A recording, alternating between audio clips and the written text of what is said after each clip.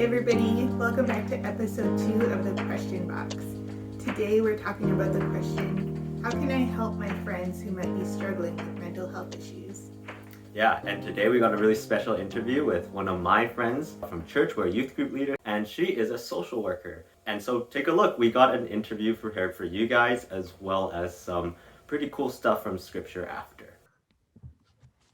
Hi everyone, I'm Claire and I live in Calgary with my family. I have 3 kids. I guess a fun fact for me is I moved to Canada when I was in grade 8, and other than this 26 letters of the alphabet, I did not know any other English words. I work in Calgary as a counselor and I am a registered social worker. And so what I do all day is really talking to people, and I get to hear their stories and where they like to go and how they like to move forward. So thanks for joining us today, Claire. I just want to ask you the question to start off. What is depression and what isn't it?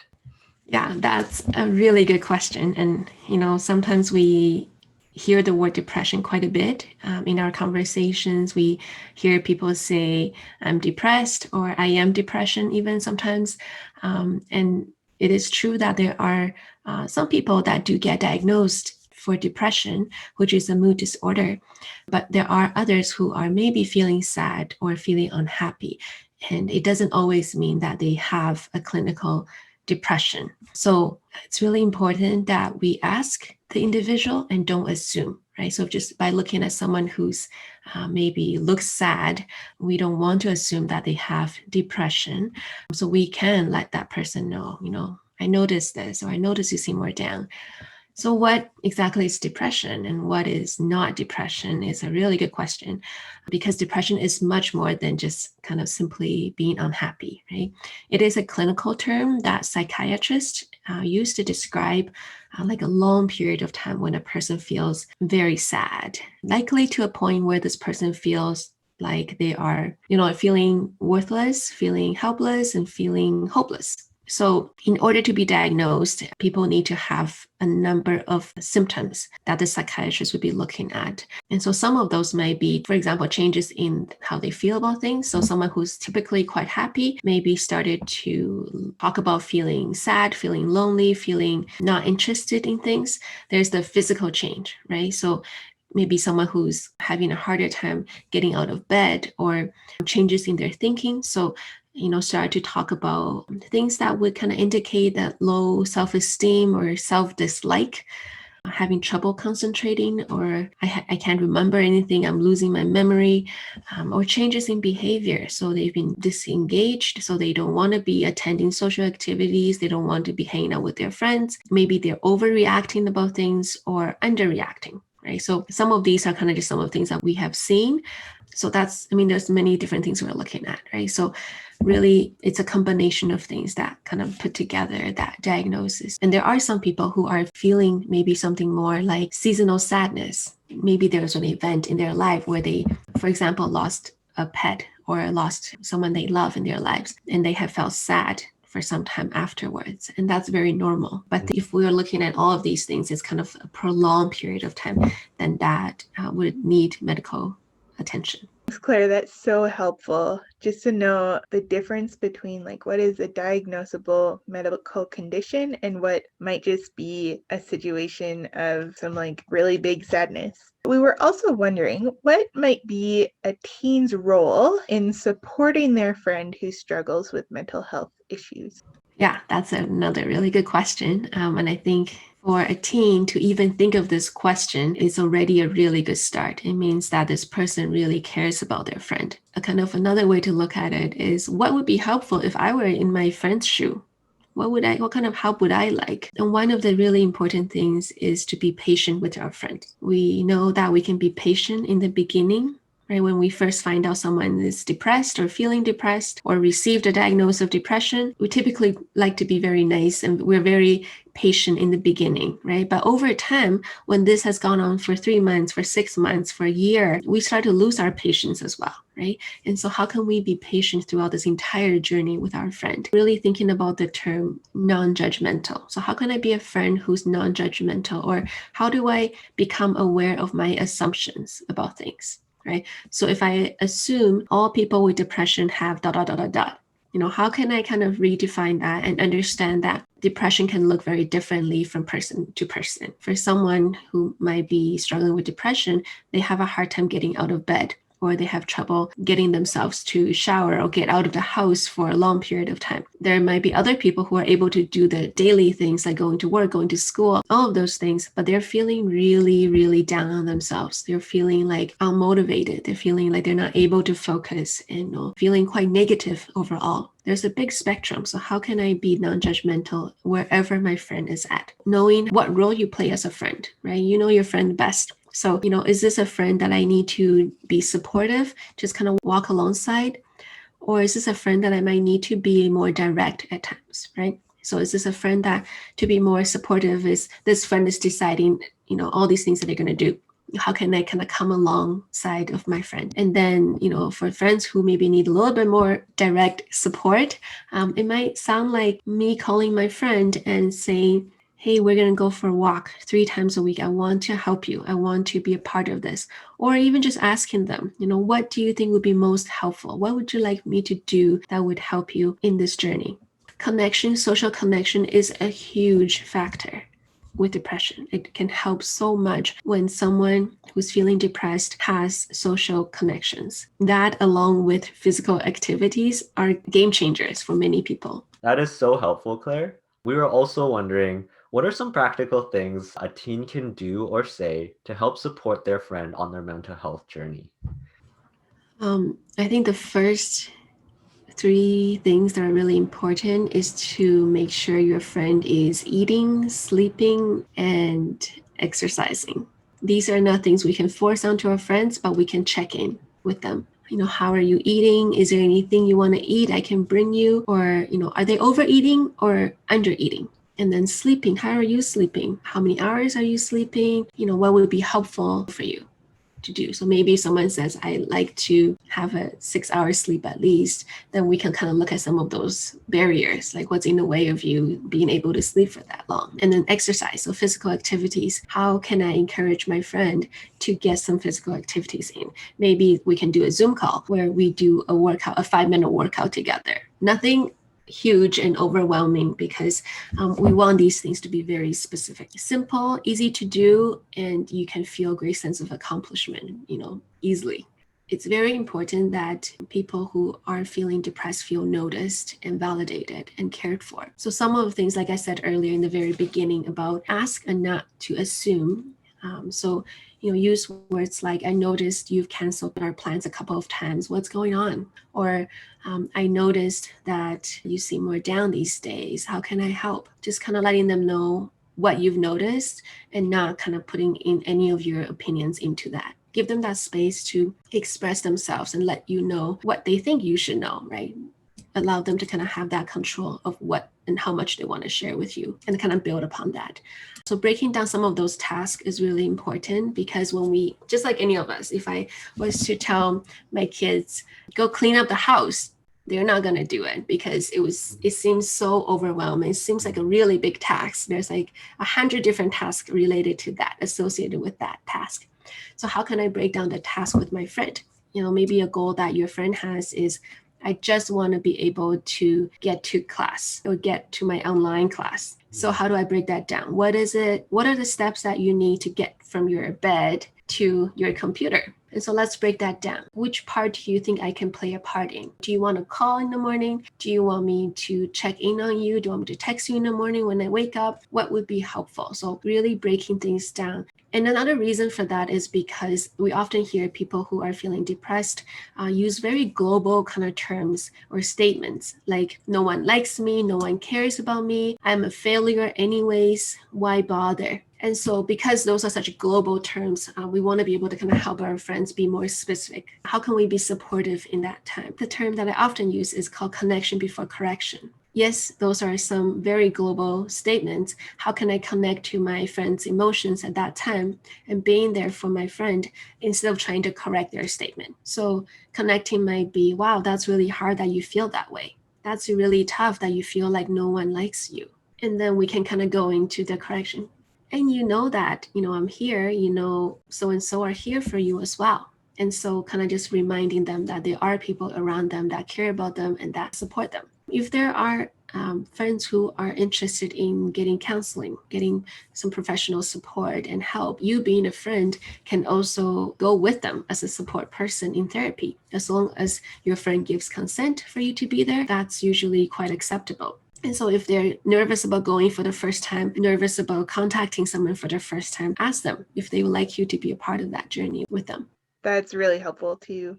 I have heard some stories about teens who end up being the ones who learn some of the really scary things that are going on in their friends' lives, and they're the first ones to know those things. So it could be like their friend is contemplating suicide or is harming themselves, things like that. And maybe that person has promised that they won't tell anybody, or they feel like their friend would be angry with them if they told someone else or asked for help. So what advice would you give to someone who is kind of in over their head, but maybe feels like they can't, without their friend's permission, get some other help?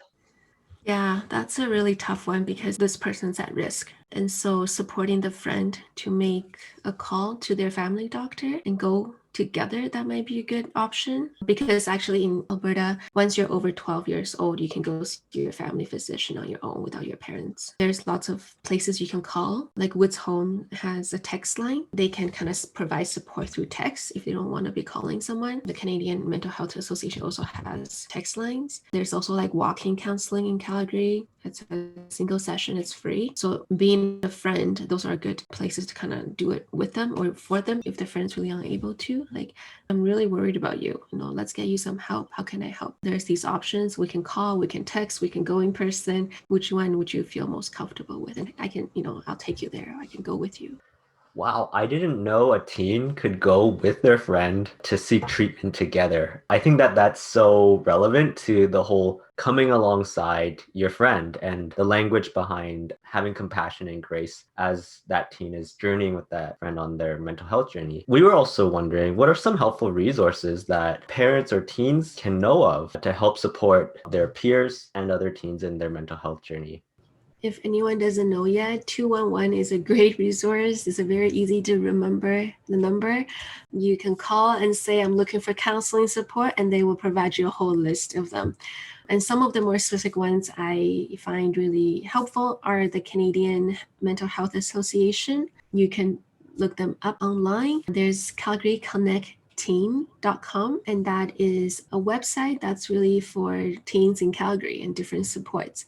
They also have a text line as well as a phone line for teens to call in for help. So if you don't feel like calling someone, talking on the phone is something that you prefer to do at this time, you can text them, and then there's counselors who are able to reply to your text. And then there is the Calgary Counseling Center, and there's also the Eastside Family Counseling, which is usually it's a walk-in one session for free counseling that you can just go in person. But right now, I believe because of COVID, there are some changes, but you can definitely look them up. There's also Focus on the Family, and they have a 1-800 number that is for people who are looking for counseling support that is faith-based.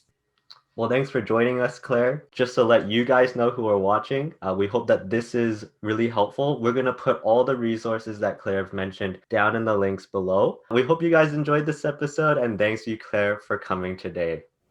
Claire gave us so much great information in that interview, and now we want to turn to scripture and see what the Bible says about this question. It can actually be really difficult to find examples of scripture passages that answer today's question directly, because the understanding of mental health in the time and place that the Bible was written were really different than they are today. But we are given some examples of what it looks like to live well together as a community of people who follow God. So Marcus is going to start by sharing with us from the Old Testament, and then I'm going to share some passages from the New Testament. Yeah, thanks, Janet, for that. Today we're going to talk about Job's 3 friends. Job actually had a 4th friend, which is pretty cool, but we don't talk about him that much. Actually, Job's friends did a bad job of comforting Job in his greatest time of suffering. We can gain some helpful tips on how and how not to comfort our friends, actually through some of these passages. The 3 of Job's friends accuse Job as he is in his suffering that it's because he sinned that God is actually punishing him by destroying his family, destroying the land that he had, and also afflicting bodily sickness on him. In Job chapter 22, verse 4 to 5, Eliphaz, one of Job's friends, says, "Is it for your fear of him that he reproves you? and enters into judgment with you, is not your evil abundant? There is no end to your iniquities. In these verses, we see that Eliphaz says that the reason why Job is going through so much suffering is because he is sinning against God and not fearing him.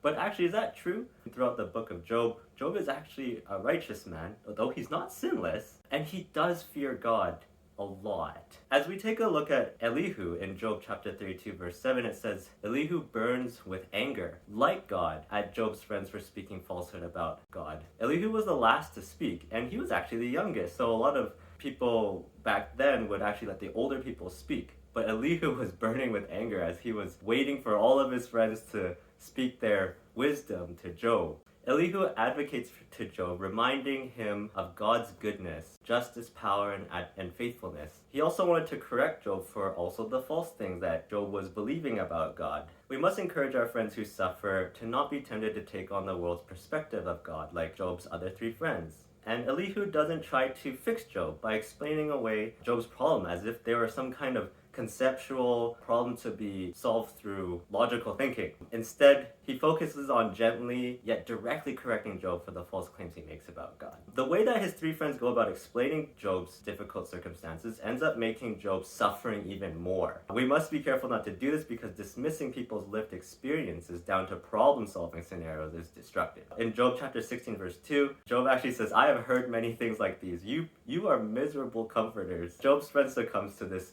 temptation. It would be foolish to imagine that we would never do the same. How many times have Christians actually tried to say pious answers like, God would never give you more adversity than you can ever handle. It's all part of God's plan. It's all for the best. How foolish to think that we know the reason for anyone else's suffering. Instead, it's far more helpful for us to say, I don't know why this happened to you. No one should have gone through this. But I want to be there for you and be on this journey with you. If we can do this and then remain present with that person, we can reflect Jesus' compassion. So what would it be like for you to come alongside your friends in their times of mental illness? By praying for them, speaking the words of lament and grief where they don't have the words to say, and speaking words of truth in their lives. Jana, how about in the New Testament?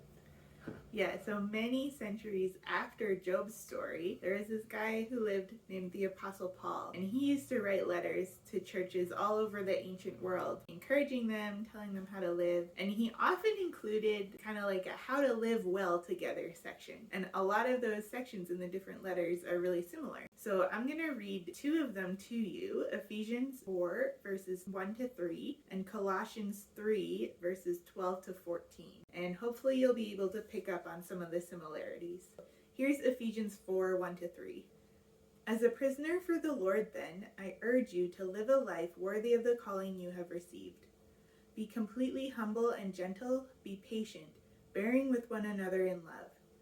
Make every effort to keep the unity of the Spirit through the bond of peace. And here's Colossians 3, 12 to 14. Therefore, as God's chosen people, holy and dearly loved, clothe yourselves with compassion, kindness, humility, gentleness, and patience. Bear with each other and forgive one another if any of you has a grievance against someone else. Forgive as the Lord forgave you. And over all these virtues put on love, which binds them together in perfect unity.